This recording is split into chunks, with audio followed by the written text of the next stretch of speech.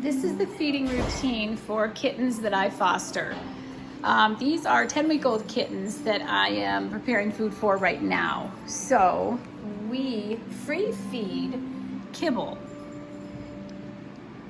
I like to look for these dishes that were originally meant to hold various little, food items. I believe this blue one was for something like chips and dip and salsa.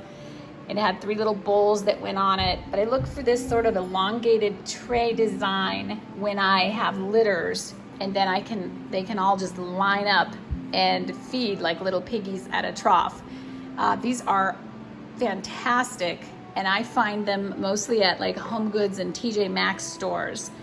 So the kibble that we free feed, I leave this out all day long so they can regulate their own eating with kibble. We do Royal Canin kitten, and I also like this Wellness Complete Health grain-free for kittens. What I look for in a kibble, besides being really high quality premium food, because the kittens that I take in usually have a lot of gut issues and illnesses and parasites, and we have to do deworming and all that sort of thing. So I really want to build them up with their food.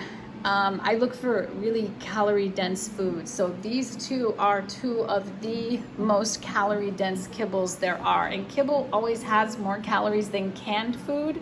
Believe it or not, I always thought it would probably be the opposite, but it's not. They're gonna get most of their calories from kibble.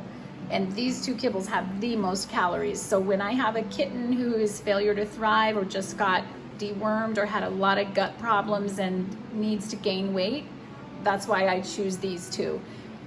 When they go to their permanent homes, if the owner starts to switch them over to another kind of kibble, as long as you mix it in gradually, it should go really well.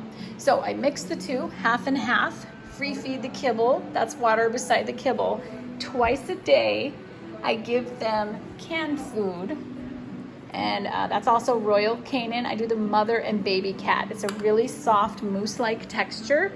And these kittens are 10 weeks, but they had a very rough start. So, and we also dewormed them really early because they were not going to survive if we didn't. So I am still feeding them a little bit more like tiny baby cats because they just had so much gut trauma and they're pretty undersized.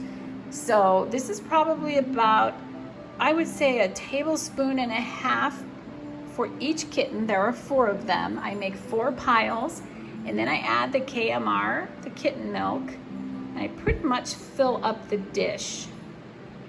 And they still really prefer the milk. They'll pretty much suck down the milk first, and then they'll start eating the meat when there's no milk left.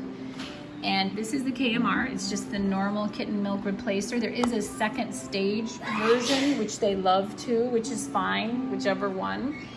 But when a litter of mine goes home, if I can let you know when you take them, if they're like exclusively on kibble now or still doing the canned food and milk mixture. By the time this litter goes home, I'm hoping they'll pretty much just be on kibble and then maybe 1 can of the canned food a day instead of twice a day.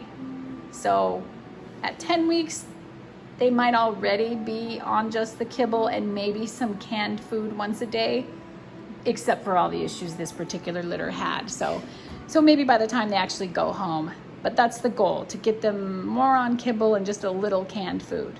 However, at 10 weeks, this is where they're at right now. And if they do go home soon, they might still be on this regimen. And this is what most of the litters that I have, this is how I feed them for almost the whole time I have them in foster care. So that's the routine for that. Thanks.